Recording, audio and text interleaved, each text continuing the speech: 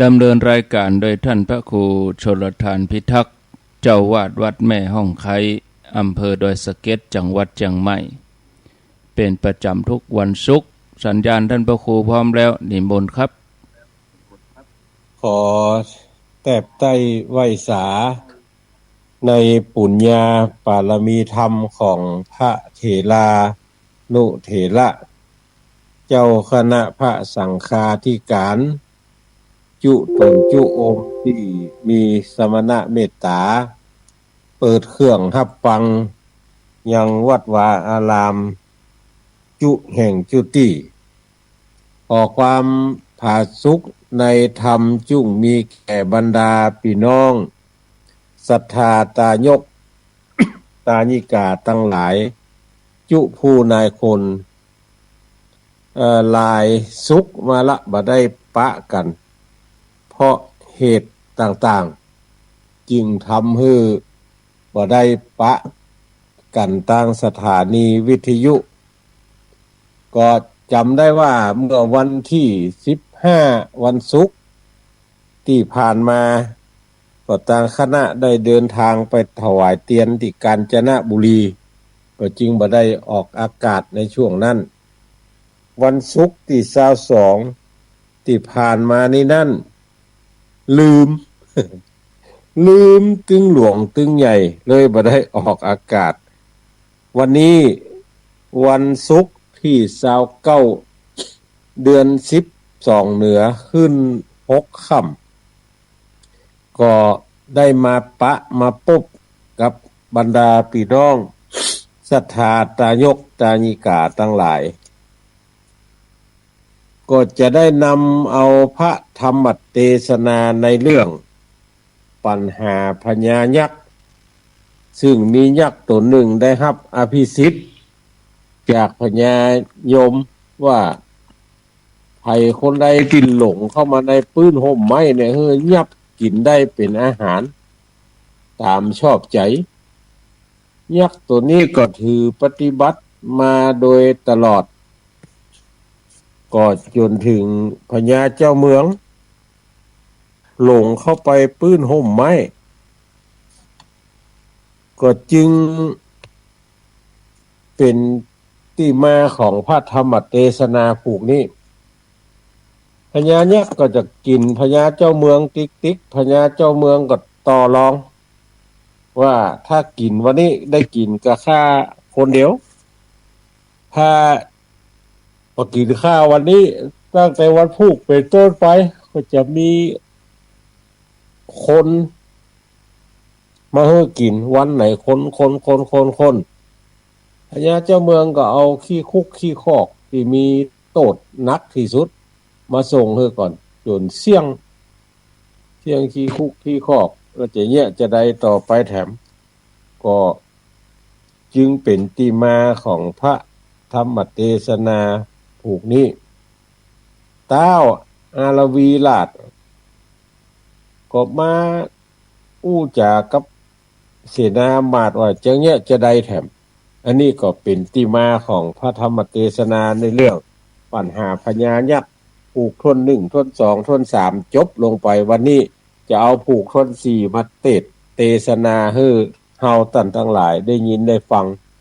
ในเนื้อหาสาระจะเป็นเชื้อใดนั่นก็ขอทุกท่านได้ตั้งอยู่ในอาการอันสงบแล้วก็สดับพระธรรมเทศนาในเรื่องปัญหาพญายักษ์ผูกท่วน4ตามสมควรแก่เวลาสืบไปนะโมตัสสะภะคะวะโตอะระหะโตสัมมาสัมพุทธัสสะธัมมจาริสุขังเสติสาธโวดุลาสัพปุริสะตั้งหลายตั้งยิ่งใจมวลหมู่อันปากันมาสู่อาราม จิเตียนตามทูปไตถวายดอกไม้ดวงดียออัญจุลีกลมเกลาไว้เกี่ยวเจ้าสามประการแล้วสัมมาทานโกฏแฝดหับเอาศีลห้าและศีลแปดกับต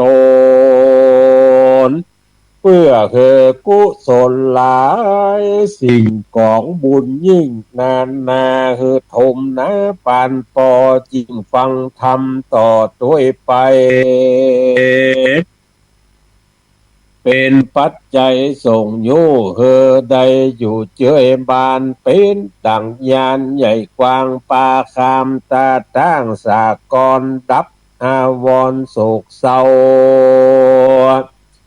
บ่แก่เท่าจันลาจุงโอดสาฟังที่จักกล่าวจี้แนวใหญ่ลำดับไปติดต่อตามบาทข้อกองธรรมบัดนี้แต่เตอลำดับธรรมมาเตสนามันหลอดเทิงผูกสียอดเรื่องไหลปางเมื่อต้าห่อใจอาระวีลาดได้ยินกำโอกาสเสนายิ่งใครจะต่อต้านว่ากรรมสู้ต้านใครปันเล่าหันตันบอดใจว่าเท่าถอยไล่ตาฟังลูกหลานจังย้อนคิดจมตันหาบ่มนักในเยี่ยสั่งบ่ตันใจก็ร้องด่าจมซ้ำว่านานนาแต่ไปมานั่นเล่าเปิ้นกลัวลูกเต่าบ่มีกินตูกลัวตกดินแก้มฝุ่นยาจิ้งร้องด่าครับจามคือกระทำการก่อสร้างจักใดเป็นเจ้าจ้างมีเขาของบ่ใจลิปองโจสามจมเฮอลูกหลานล้มชิบหายป้อยไข้ฮือคนเท่าตายโป้จากใกล้คนเท่าจมมากนาหูกึดพอดูทวนทีกำจมล้วนมีกุลเทิงยามลุนไปนาบ่ตำจ้าตกผ่านส่วนลูกหลานกึดบ่ลอดบ่กึดสอดยาวกายเต้ามีใจหมิ่นสันลาเอวอันไกลตาจากเกหาบ่มลี่คือคนเท่าจมขับขานเล่าผู้บานเต้าลาดจิ้งบ่อาจหันตันอันจักปั่นคนเท่ายักเท่ากัดกินและนาตัดสัมมาเหตุนั่นเล่าคนหมู่เท่าตั้งหลายแม่นยังหมายใส่ใดลูกในใส่เป็นดีอย่าด่าตีล้ำมอกอย่าจมซ้ำจมซอกเรือประมาณโจรลูกหลานอยู่ในปอบทใดใจร้อนไม่ดังไฟโลนย้อนเป็นคนขี้จมหวังเฮอดีป้อยล่มวำวายลูกหลานหลายอยู่บทใดละคนเท่าไว้อยู่เองปอยไผบ่มาก้อยนั่งเฝ้าไผบ่มานึ่งเขาและหุงแกงหอเลือนลูกไผก็บ่มาแปลงซ่อมใส่เปื้อนว่าไว้ว่าเผาเมื่อกี้เผามือกินย้อนเท่าเมาวินคิดที่จมล่ำตี้บ่รู้หาย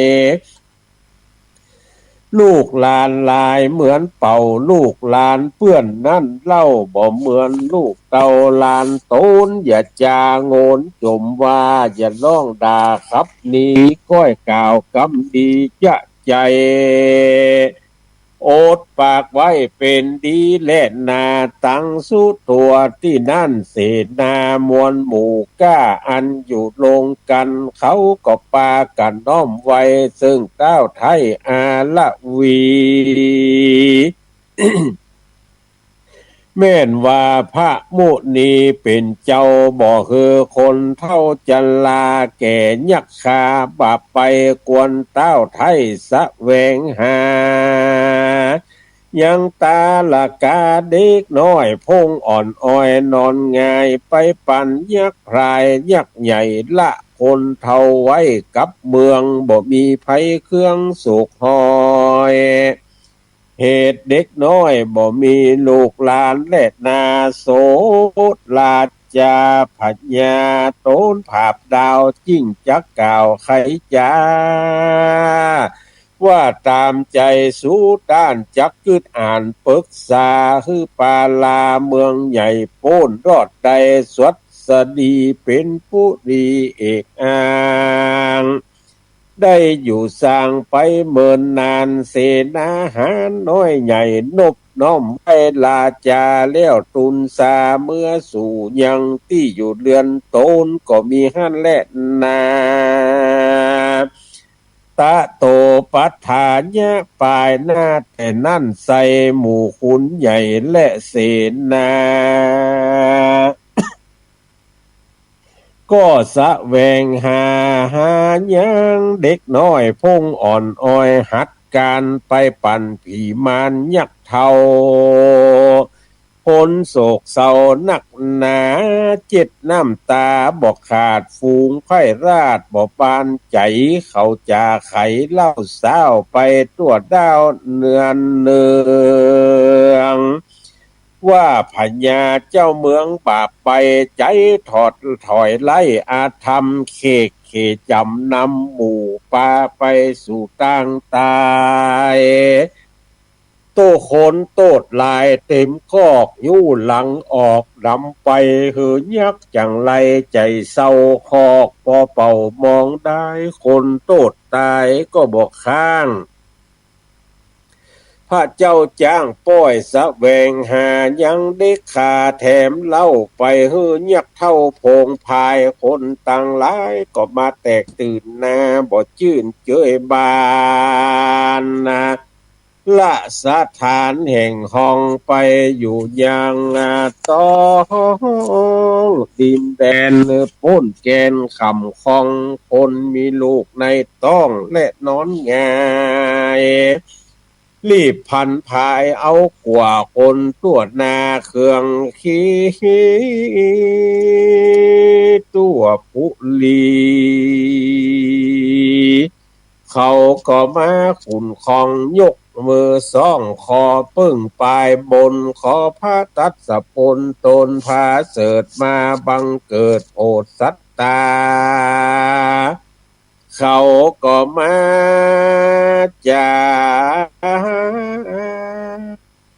อยู่จะจองมาจะให้ละเลือนไว้ดาหนียิงเจ้าอาลวีปอดอยู่สร้างเหลือแต่แม่ไม้แม่ห้างอยู่เพียงใจตั้งแต่จอมไทยเจื่องเจ้าส่งคนยักษ์เท่าปุ่มนาได้12วัดสาเป็นขนาดวันละคนบ่คือขาดวันใดโหงเวียงใจก็ปอห่างคนอยู่สร้างก็บางตาและนาเอกะที่ว่าสั่งยังมีในวันหนึ่งโสดบุคคลโหดฮึกนา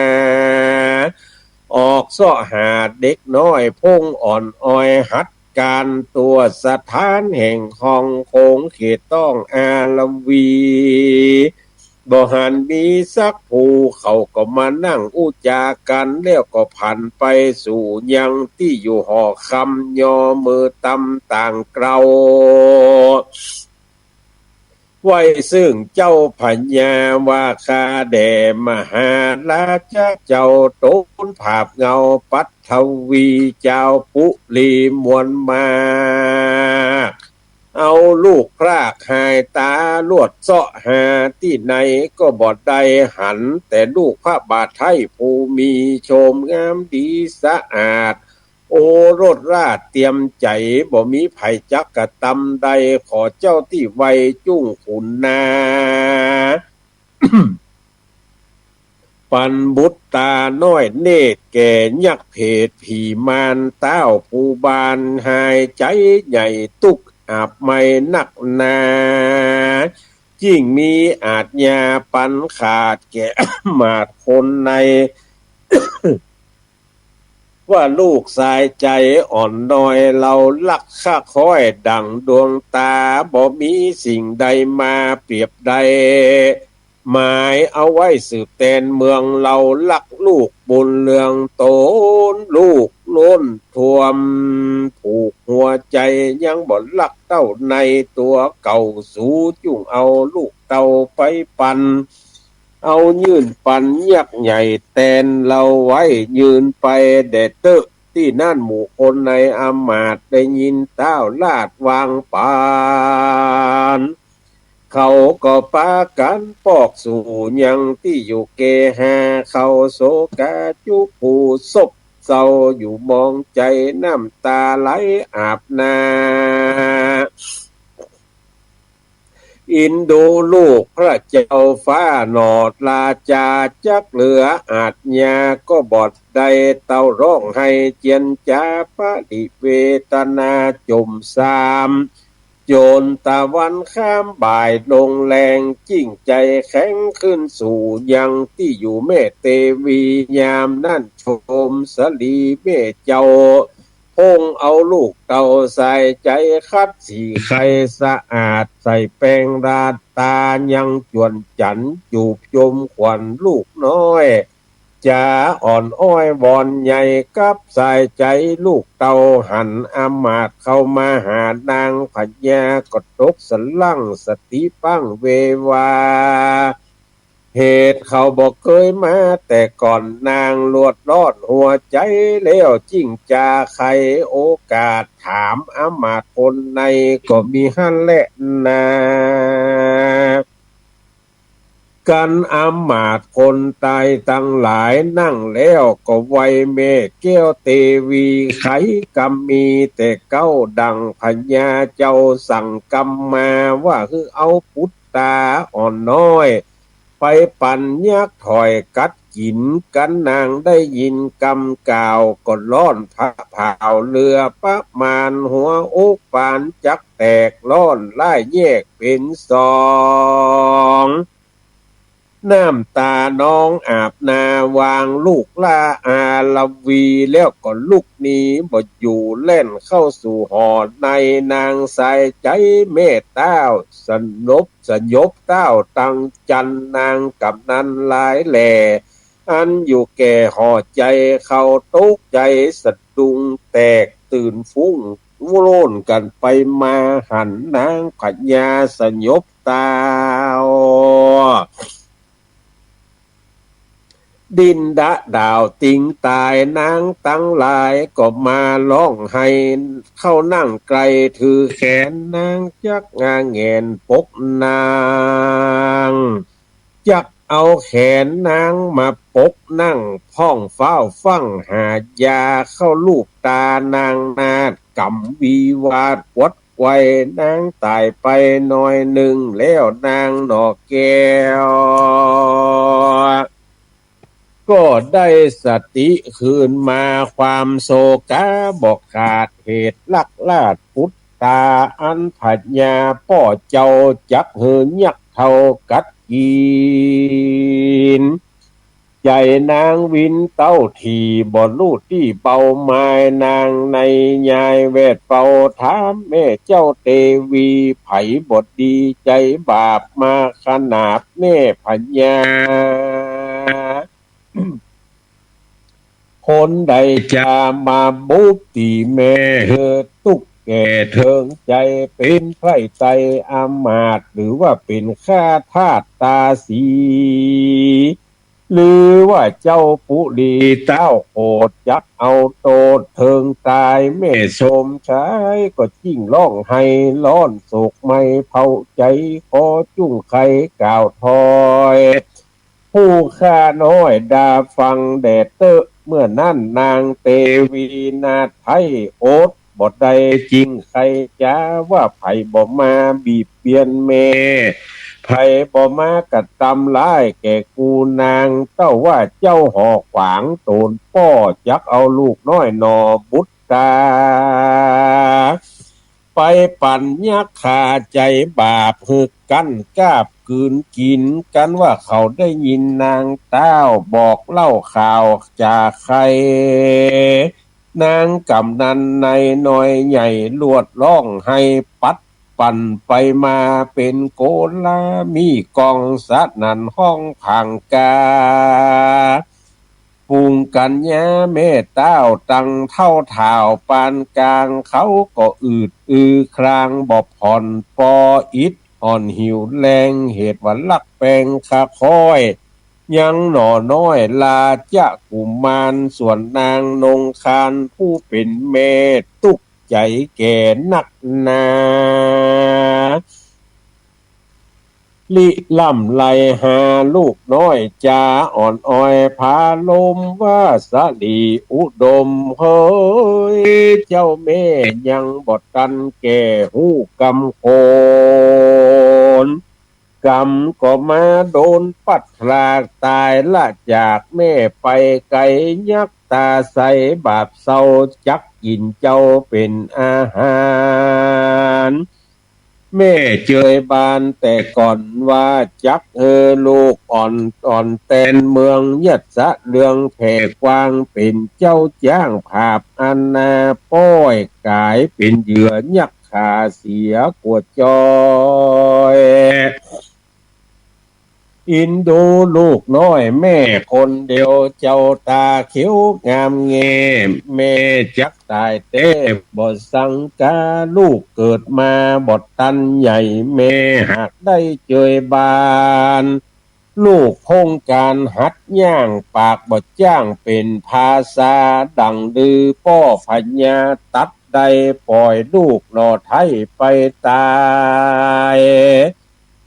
ผีพายยักเท่ากินลูกเต่าเป็นอาหารนางนงคานนาไทยร้องล่ำให้ตีอกโตนมีกังวลบ่เหือดตุกไม่เดือดถนัดใจน้ำตาไหลอาบย้อยย้อนว่ารักลูกน้อยบุตรตาและนาปางเมื่อนางยอดซอยลาจะเตวีพงเครื่องขีโศกไม่ร้องล่ำให้พุทธาอันเสนาและอำมาตย์เอาก้อยกาดจากห่อใจตามอาจญาในป่อเจ้าลูกเต่าเตรียมองค์ไปปั่นยักพงถอยไล่ดังกาไว้แต่หลังมานางพญาล้อนไม่ลับบทใดในลอยตีญะธามีและเมื่อใดดังอันตะตาในกาลละยามนั้นใส่เป็นยามพระเงาไทยสับปัญโยตนมีหมดตัวใหญ่กว้างแก่สัตว์อยู่ข้างทรงสารพงทรมานสอนกล่าวแก่ยักษ์หาวอาระวะกะอาธรรมที่ดงดำป่าไม้ยื่นยักบาปใบหันกุลก็มีหันแหลนนากิละดังเราจักลู่มานี่เล่าในคืนอันนางนอนเนาเทวีตะตงโศกีร้องไห้ หาลูกเกณฑ์ไทยนาสายตาในพังกาภาษาทที่ห้องราชเมืองอารวีพระมุนีโตนศักดิ์สวัสดิ์อยู่ในอาวาสเจตวันพระก็เล็งหันเป่งปอยว่ากุมารน้อยลูกเจ้าอารวียักษ์เถิงอนาคามีปายนาเป็นส่วนว่าอารวะกะยักกาดงตันยักษ์เถิงโสดาบันบอกกาดเป็นอริยญาติสืบศาสนากันว่าแจ้งมาลุงแล้วพระตนแก้วสวัสดาก็ลีลาไปปินติบาทบ่ฮือขาดประเพณีในสาวัตถีเมืองมิ่งแล้วใดแล้วจิ้งคืนมาเสวยโปจนาเมียนแล้วพระตนแก้วยอดใหญ่ยานก็เสด็จจากสถานที่อยู่บ่ายหน้าสู่ดงดอน เพื่อจักสอนพายโพดซึ่งยักโหดกาลีพระมุนีบ่มีกู้เสด็จสู่ดงนาเทวดามวลหมู่ก้าอันอยู่ดงไพรต่างก็มีใจจมชื่นแย้วล่องเอินเป่ากันไปมาป้ากันตามรักษาอยู่ไกลน้อมขาบไว้ปูจาตลอดมักกาไกโหดได้30 โยชน์ราวภัยหนตางไก่บ่อนน้อยพระยอดซอยติโลกาจารย์ยิ่งเทิงสะทานโคงเขตแห่งผีเพศยักษ์คา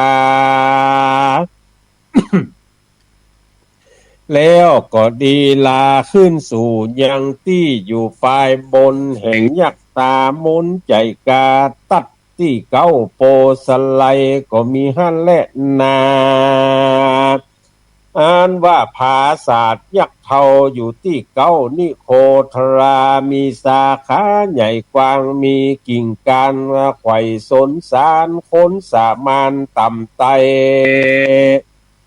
ยังบ่ได้จักขุญาณยอมบ่หันวิมานภาศาสตร์แห่งยักษราชปาลาส่วนพระกวาโตนผ่านแถวเสียงขาดแล้วจากตัณหามีดวงตาวิเศษจิ้งหันนิเวศเจียงคานแห่งยักษ์มารบาปเศร้า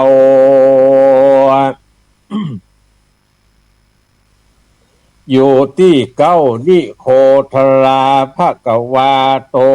นผ่านเพลผ่าเป้แล้วยังมานภัยก็ยืนอยู่ที่ประตูใจภาศาสตร์เพื่อจะขออนุญาตเข้าไปในยามนั่นอาละวะการยักตาใสบ่อยู่เหตุไปสู่ที่ประชุมกับหมู่จุมยักษ์เขตในดาวเขตหิมปานก็มีหั่นแหละนานิธิตังขีญาสังวันนาวิเศษจาห้องเหตุยังปัญหาพญายักษ์ผูกทวนสีก็บังโกมโสมเลศสเดชตันศรัทธาเฮาทั้งหลายก็ได้ฟังพระธรรมเทศนาในเรื่องปัญหาพญายักษ์เป็นที่บัวละมวนลงไปในเนื้อหาสาระของพระธรรมเทศนานั้นก็แจ้งประจักษ์ตามที่อาตมาภาพได้เทศนาเป็นทำนองร้อยแก้วโดยภาษาพื้นเมืองเฮาตั้นทั้งหลายจบลงไปแล้วนั่นก็ในวันศุกร์หน้าวันที่5 กันยายนบัดติดภารกิจไหนก็จะเอาปลูกทนมาติดเทศนาเฮาตั้นทั้งหลายได้ฟังต่อไปแถมเมื่อวันอาทิตย์สิงหาคมที่ผ่านมานี้นั่นก็ได้ปากันจัดงาน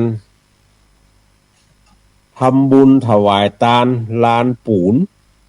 ที่เอาปูนไปเทไว้ที่หน้าอาคารอเนกประสงค์บ้านแพะปะคาหมู่ที่5ตำบลสง่าบ้านอำเภอดอยสะเก็ดจังหวัดเชียงใหม่แล้วก็ปากันระดมทุนตอดผ้าป่าเอาทุนทั้งหลายที่ระดมเนี่ยไปเป็นการใช้จ่ายในการเทลานปูนแล้วก็ยกยอให้เป็นตานไว้เป็นสาธารณประโยชน์ก็มีหลายผู้หลายท่านไปร่วมทำบุญสุนทานด้วยกันมีท่านปลัดอาวุโสอำเภอดอยสะเก็ดได้ให้เกียรติเดินทางไปเป็นประธานในพิธีท่านนายกเทศบาลท่านรองนายกที่ปรึกษาเลขาสมาชิกสภาประธานสภาตลอดจนถึงครูบาอาจารย์ที่มีโรงเรียนอยู่ในเขตตำบลสง่าบ้านก็ภายในได้รับความเมตตาธรรมจากหลวงพ่อพระครูพิทักษ์อรัญญวัฒน์ รองเจ้าคณะอำเภอดอยสะเก็ดฝ่ายสาธารณูปการได้มีสมณะเมตตาไปเป็นสังฆะโพธิเมตตาเจริญพระพุทธมนต์นอกจากนั้นก็มีท่านรองเจ้าคณะตำบลป่าป้องสง่าบ้านท่านพระครูวรคุณพิพัฒน์ท่านพระครูปรัตน์สุนทรธรรมวัฒน์ผู้เจ้าหลวงวัดป่าป้องท่านพระครูปรัตน์นิวัฒน์ศิริวัฒนเมธีผู้เจ้าหลวงวัดป่างิ้วพร้อมกับด้วยภิกษุสงฆ์องค์เนนแถมหลายตนหลายองค์ได้มีสมณะเมตตาไปร่วมกินร่วมทานด้วยกันก็ทอดพระป่าหลังจากทำบุญสุนทานแล้วฝ่ายเลขาฝ่ายที่เกี่ยวข้องก็ได้ปากันเอาสตางค์ที่เพิ่นมาร่วมทำบุญตึงก่อนงานตึงวันงานและตึงหลังงานเอามาแหน่กันก็ได้ปัจจัยอยู่181,700กับแถม82บาทก็ใน181,782บาทนี่ก็ได้ฮักเป็นก้าปูนก้าหินก้าทรายก้าเหล็กก้าคนงานที่มาเทลานแล้วก็แปลงห้องน้ำแถม1ห้องตั้งหลังศาลาเพื่อให้คนทั้งหลายได้ใช้ได้สอยจริงๆแล้วมันมีห้องน้ำอยู่ตั้งหัวศาลานี่2หลังละ2ห้องละและส่วนของพระเจ้าประสงค์อยู่ในเนื้อศาลาแถม1ห้องเป็น3ห้องแต่ว่าแม่ครอบแม่ครัวเวลาทำอาหารการกินเนี่ยจะต้องเตียวผ่านหน้าผ่านตาศาลาไปแถมมันทำให้ลำบากใจก็จึงปากันกึดล่ำตำสร้างแปลงห้องน้ำไว้ตั้งหลังศาลาเพื่อว่าแม่ครัวแม่ครอบแม่ครัวคนทั้งหลายที่อยู่ทางใต้ศาลาจะได้ใช้สอยโดยสะดวกกับแปลงห้ำแถม1หลังแล้วก็กึดกินดาตานรวมถึงสเปเหระสปะสเปดก็เป็นปัจจัยอยู่79,162 บาทก็คงเหลือเงินที่เป็นกองทุนของอาคารอเนกประสงค์อยู่ 1,2,620 บาทเงินนี้จะเอาไปเนี่ยจะได้ก็จะได้มานั่งนั่งจ๋ากับคณะกรรมการหมู่บ้านอันมีท่านกำนันคมกิจศิรินามเป็นต้นเป็นประธานแม่โสภาตริโยซึ่งเป็นต้นคิดในการดำเนินการจะมานั่งนั่งจากันว่าจะถ่ายโอนเงินส่วนนี้ไปช่วยเหลือสังคมในหมู่บ้านในส่วนใดเป็นต้นว่าตังปัจจาปกรรมจะพัฒนาการแหล่งอื่นๆที่จะดำเนินการการอันนี้ก็อยู่ที่มติที่ประชุมในส่วนนี้ก็ขออนุโมทนาขอบคุณอนุโมทนาบุญกับท่านทั้งหลายที่ได้บริจาคให้หอมธนบัตรปัจจัยผ่านอาตมาภาพก็มีผ่านตั้งกรรมการหมู่บ้านก็มีเอาไปบริจาควันงานก็มีหลังงานพอเลิกลากันแล้วท่านทั้งหลายก็เอาปัจจัยไปร่วมหอมกันก็มีตามกำลังที่ท่านทั้งหลายจะวักมาหาได้ในส่วนที่บริจาคเตตานก็ได้รับความอนุเคราะห์จากหลายฝ่ายบางพ่องก็แปลงอาหารการกินไปกลุ่มสตรีแม่บ้านบ้านดอกแดงบ้านต้าบ้านป่าเหียงบ้านป่างิ้วบ้านป่าฝางก็ป้ากันแปลงอาหารการกินไปเอาไปเปาะไปหอมกันเป็นน้ำก็มีเป็นข้าวหนมก็มีเป็นข้าวก็มีท่านทั้งหลายก็ป้ากันคึดกินดาตานกันเป็นที่ละเมาเอาใจก็ในนาม ประธานระดมทุนก็ขออนุโมทนาขอบคุณกับทุกท่านเด้อที่ได้ร่วมด้วยช่วยกันจนสำเร็จเสร็จเมียนดีแล้วในการเทลานหน้าอาคารอเนกประสงค์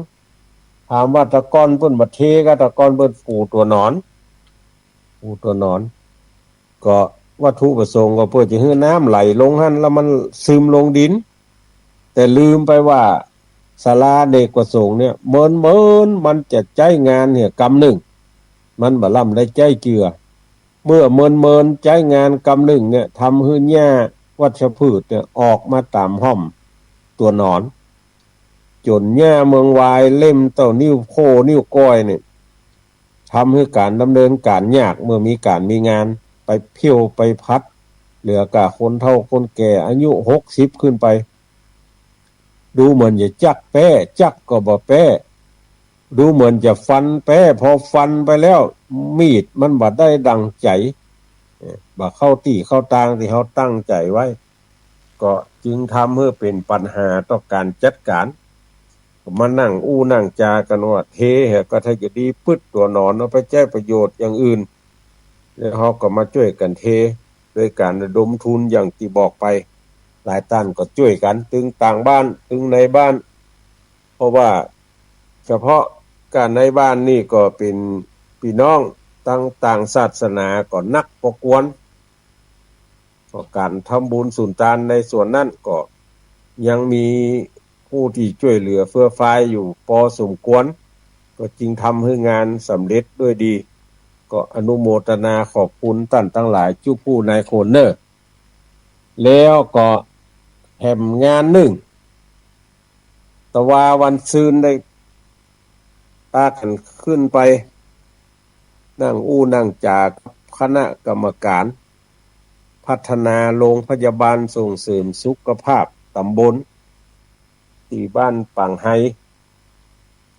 กรรมการหมดวาระลงไป4 ปีตั้งเตื้อง4 ปีตั้งเตื้องหมดวาระลงไปก็ไปเกาะกลุ่มลุ่มลากันหมู่เก่าก็เสี่ยงอายุไปพ่องหนีไปอยู่นอกตำบลพ่องย้ายไปพ่องก็ตามที่จะเป็นไปได้ก็จึงมาขอกันแทมไม่ช่วยกันเป็นมันมีเงินเดือน ช่วยกันพัฒนาในตำบลเทพเสด็จตั้งกันทำไมแล้วก็มามาจากันว่าโอ้หลังคาบ้านพักบุคลากรทางการแพทย์นี่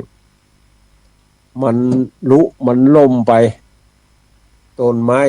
มันอยู่ในแพะในป่าต้นไม้หักใส่กระเบื้องแตกร้าวเป็นหูฝนหัวหลายที่หมอพักนักศึกษาพักก็ลำบากกว่าจะของบของทางการได้กว่าจะได้นี่ก็ต้องใช้เวลาเมินก็เลยสอบถามว่าเขาเคยได้มาแล้วจะได้แหมรอบนี่มาได้ฝ่ายที่เกี่ยวข้องก็บอกว่าจะได้แหมรอบก็ประมาณปี71 72 73แต่ยังบ่ฮู้ว่าจะได้ปีใดกว่าจะถึง71 72 73บัดนี้กำลัง68 69แล้วก็70แฮม2 ปีปลายถ้าปล่อยไว้นี่ น้ำมีเป็นเกิงห้องแน่เพราะฝนหัวก็จึงเกาะกลุ่มลุ่มลากันว่าจะเปลี่ยนหลังคาจากกระเบื้องเป็นเมทัลชีทก็จึงได้ประชาสัมพันธ์ทางสื่อสมัยใหม่เนี่ยท่านทั้งหลายก็ป้ากันให้ห้อมกันตามกำลังทรัพย์ผู้ประกอบการก็ช่วยกันห้อมศรัทธาทุกเจ้าก็ช่วยกันห้อมก็นักก็หลายปอกวนอยู่ดังนั้นก็ขออนุโมทนาขอบคุณเนอะท่านทั้งหลายที่ได้ช่วยเหลือเฟื่อฟายกันก็มีนางสาวสารพีสุประดิษฐ์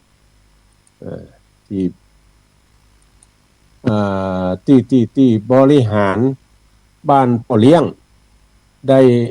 ร่วมทำบุญมาอยู่ 5,000 บาทคุณสันติศรีศาสตร์ปางทลาร่วมทำบุญมา 2,000 บาท คุณวรพลคุณวิภาดาแสนสิงห์วิภาดาไม้แบบก็ร่วมทำบุญมา 12,000 บาทอาตมาภาพพร้อมกับด้วยญาติธรรมแถม 4,000 บาทคุณแอนนาคุณลำและครอบครัวอยู่ประเทศอังกฤษได้ร่วมทำบุญมาแถม 2,000 บาทคุณเมตตาต้อนรับซึ่งอยู่บ้านปางกำแพงร่วมทำบุญมาแถม 1,000 บาทท่านอาจารย์พระครูศรีปทุมรักษ์เจ้าคณะตำบลเชิงดอยเขต 1 ที่เจ้าหลวงวัดหนองบัวได้ร่วมทำบุญมาแถม 1,000 บาทคุณอภิชาติคุณมาลัยญาติฝูงซึ่งเป็นพ่อหลวงแม่หลวงบ้านปางไฮร่วมทำบุญมาแถม 1,000 บาทแม่สีทรใจบุญบ้านปางปะไลร่วมทำบุญมาแถม 500 บาทโทวรวุฒิกุณาใจชุดปฏิบัติการปางไฮร่วมทำบุญมาแถม 1,000 บาทแล้วก็คุณอุทัยพลหารกำนันตำบลเทพเสด็จบ้านน้ำโก้งร่วมทำบุญมาแถม 1,000 บาทคุณพลข้องไหมบ้านปางไฮเป็นอสมทำบุญมาแถม 500 บาทแล้วก็คุณคำใสใจสะอาดอยู่บ้านเม็ดตอนร่วมทำบุญมาแถม 1,000 บาทก็อนุโมทนาแล้วก็มีป้อวันชัยเมธโสภาสริโยบ้านแพะปะคาร่วมทำบุญมาแถม 500 บาทก็อนุโมทนาบุญขอบคุณท่านทั้งหลายที่ร่วมทำบุญสุนทานโดยกันเมื่อมีการมีงานอันใดที่ท่านทั้งหลายหันว่าเป็นประโยชน์กับบ้านกับจองกับวัดกับวากับสถานที่ราชการก็ดีสถานที่ใดที่หนึ่งก็ดีเนี่ยมันจะเป็นบุญเป็นกุศลกับเฮาท่านทั้งหลายไปหน้าบัดใจแค่ปลายบัดเดียวนี้ในยุคสมัยบัดเดียวนี้มันจะเป็นประโยชน์กับเฮาท่านทั้งหลายในวันข้างหน้าแท้โอ้ตลาดสิ้นกาลนานพุ่นกว่ามันจะ ลุ หลังปังเป ไปตามกาลตามเวลานี่นะกว่ามันจะสิ้นอายุไขในส่วนที่มันเกี่ยวข้องก็จะต้องใช้เวลาแห่มเมินก็ในช่วงที่มันลุหลังปังเปเฮาก็มาช่วยกันฟื้นฟูบูรณะปฏิสังขรณ์มันดีงามขึ้นโดยแถมท่านทั้งหลายมันดีกว่าเก่าได้ใจได้สวยเป็นประโยชน์ไปหน้าแท้อันนี้ก็ได้ชื่อว่าเฮาท่านทั้งหลายเนี่ยช่วยสังคมถามว่าช่วยยังไงช่วยสังคมในเมื่อจิตยังดังสาบอันเป็นการที่ว่าได้เกื้อกูลสังคมก็ช่วยกันไปตามแต่กำลังท่านทั้งหลายที่ได้ยินได้ฟังแล้วจักใครให้ใครหอมก็ให้หอมได้ตามกำลังศรัทธาของท่านทั้งหลายที่มีศรัทธาต่อสิ่งที่เป็นสาธารณประโยชน์ก็ให้หอมกันไปตามนั้นติดต่อขอบริจาคได้ที่โรงพยาบาลส่งเสริมสุขภาพตำบลบ้านปังไฮก็ได้โทรมาที่อาตมาภาพนี่ก็ได้ให้หอมกันตามกำลังก็อนุโมทนากับผู้ที่ร่วมบุญมาแล้วอันนี้ก็เอามาประชาสัมพันธ์ให้ท่านทั้งหลายได้อนุโมทนาด้วยกันบางเทื่อว่าไข่กินไข่ตานกับโรงเรียนพ่องไข่กินไข่ตานกับอนามัยพ่องโรงพยาบาลส่งเสริมสุขภาพพ่องไข่กินไข่ตานกับโน่นนั่นนี่พ่องอย่างนี้เป็นต้นก็จะได้ทำบุญสุนทานร่วมกันแห่มงานวันพุธวันเสาร์ที่30 สิงหาคมเมื่องายนี่ลูกหลานของป้าอุ้ยนันสมสุดินเซงบ้านแพะปะคาเพิ่นจะทำบุญครบรอบ100 วันไผที่เป็นคนฮู้จักมักคุ้นป ปออุ้ยนานสมสุรินทร์เซ็งซึ่งเป็นผู้มีอายุบ้านแพะปะคาหมู่5ที่ไปแปลงอาคารศาลาตอดพระป่าที่ว่าตะเกียเพิ่นเสียชีวิตไปจะครบ100 วันละลูกหลานก็จะทำบุญหาในวันผูกเมื่อไงก็อยู่ใกล้อยู่ไกลก็ไปร่วมทำบุญสุนทานด้วยกันเด้อแถมงานนึงก็วันที่9วันอังคารที่9กันยายนทางหน่วยอบรมประชาชนประจำตำบลเทพเสด็จจะได้จัดงานอบรมประชาชนประจำตำบลที่วัดปางกำแพงหรือกำแพงหินจะจัดงานกันที่หั่นเมื่อตอนบ่ายโมงครึ่งให้บัดติดภารกิจต่างใดจะร่วมกัน2หน่วยหน่วยอบรมประชาชนประจำตำบลป่าเมี่ยงแถมหน่วยหนึ่งไปจัดรวมกันหั่นเทศบาลตำบลป่าเมี่ยงกับอบต.เทพเสด็จอบต.เทพเสด็จก็ผู้ข่าวว่าเปิ่นประกาศเธอเป็นเทศบาลนะถึงวันนี้ในอำเภอดอยสะเก็ดเราเนี่ยมีอยู่34เทศบาล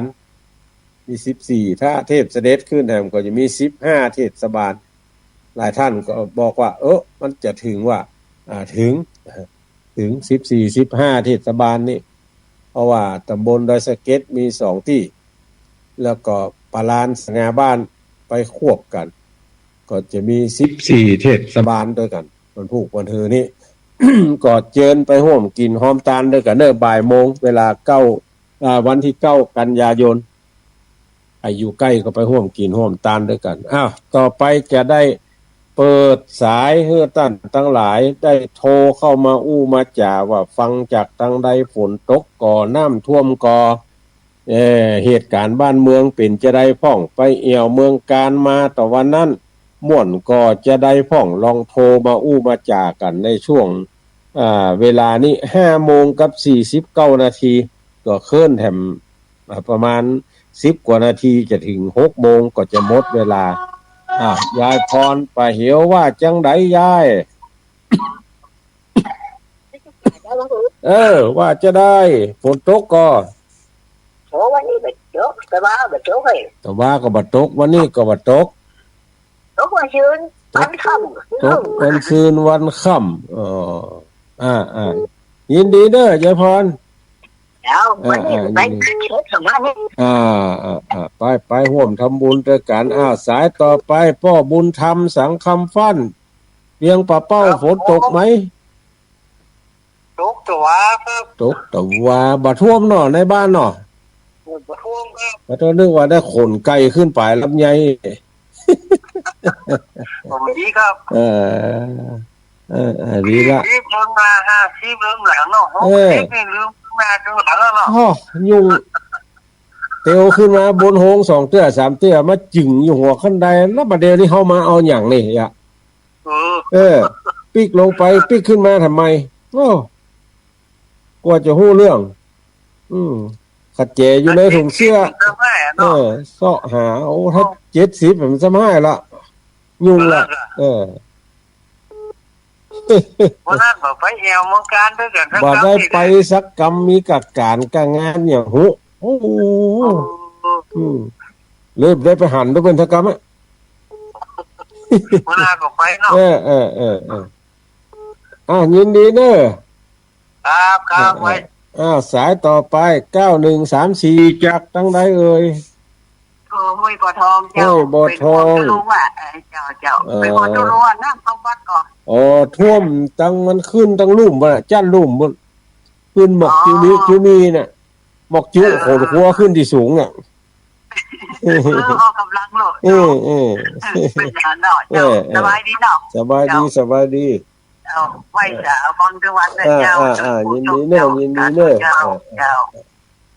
ต่อไป0817964608โทรมามาจ๋า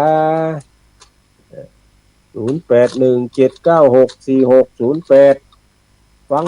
จากทางใดเมืองเป้าเมืองฝางละปูนลำปางวันนี้บ่ใช่วันศีลนี่ได้หลายที่หลายทางอยู่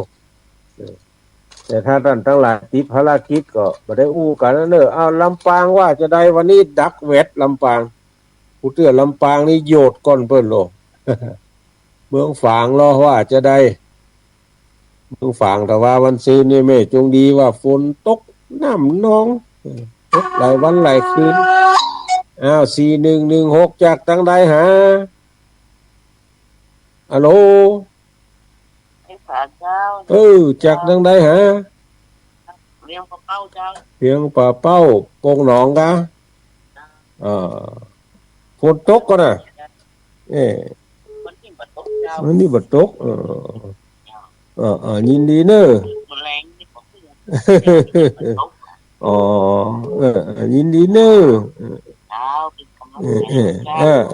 อ้าว5887จากทางใดหา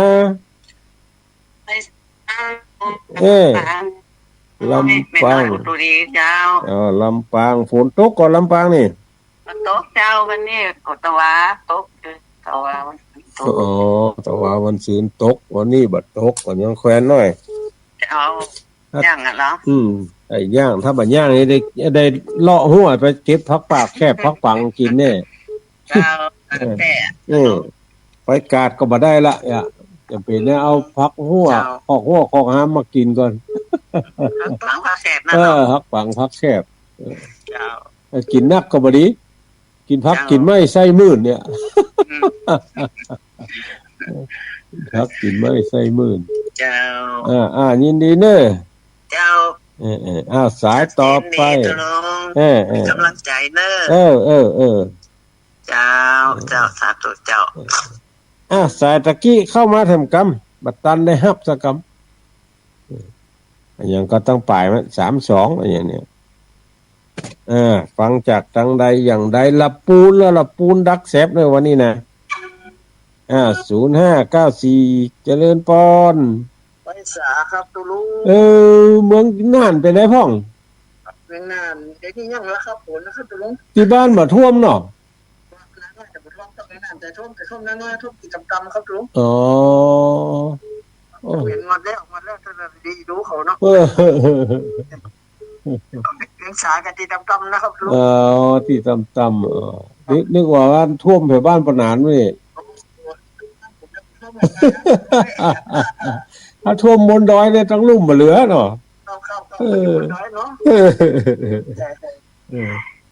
ยินดีเด้อยินดียินดียินดียินดียินดียินดียินดีเนอ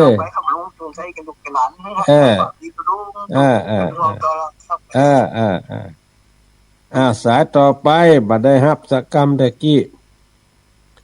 2สายที่ไม่ได้รับโทรเข้ามาใหม่เนอะ332นี่2ครั้งแล้วบัดได้รับมาใหม่322จากทางใดเอ่ยโยมกนกพิษชัยนาฟังจากทางใดจ๊ะอยู่กรุงเทพก็อยู่ไหนโยมอยู่ไหนอยู่เมืองฝางก็ว่ากรุงเทพอู้กันตั้งลายนี่อยู่เมืองฝางอยู่กรุงเทพอยู่เมืองฝางติ๊กมาเมืองฝางละฝนมาตกน้ำมานองก็ดีแล้วเนาะชัดเจนดีจากเมืองฝางชัดเจนดีละปูนเราหายแซบเด้อวันนี้ละปูนนะมีกะเจียงไฮ้เวียงป่าเป้าละปูนหายแซบ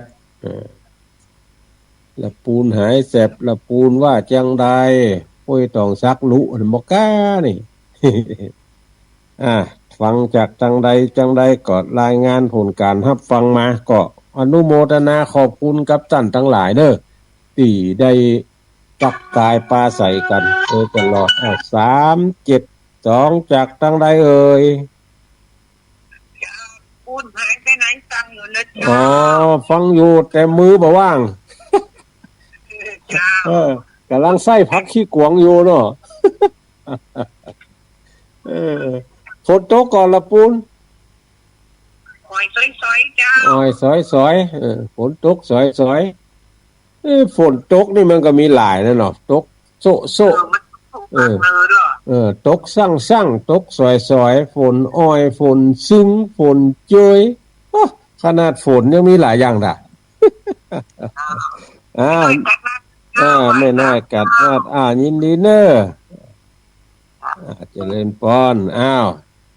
54 นาทีละฮับแผมสัก2 สาย241ตะกี้บ่ได้ฮับมาโทรเข้ามาใหม่972จากทางใดหาลำปางฝนตกก่อบ้านตกเป็นบางวันเป็นบางวันก็บ่ตกฝนตกมากำคนจมให้กำ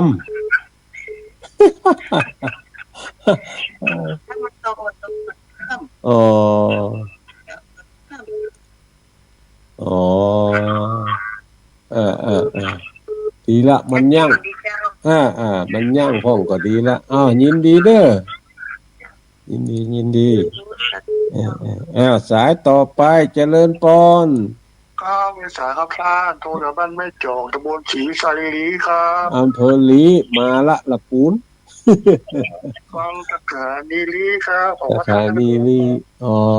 ชัดเจนดีเนาะชัดเจนเดียวนี่ทองน้ำแม่กับม้วนลบหมดใจเลยครับยินดีเนอะ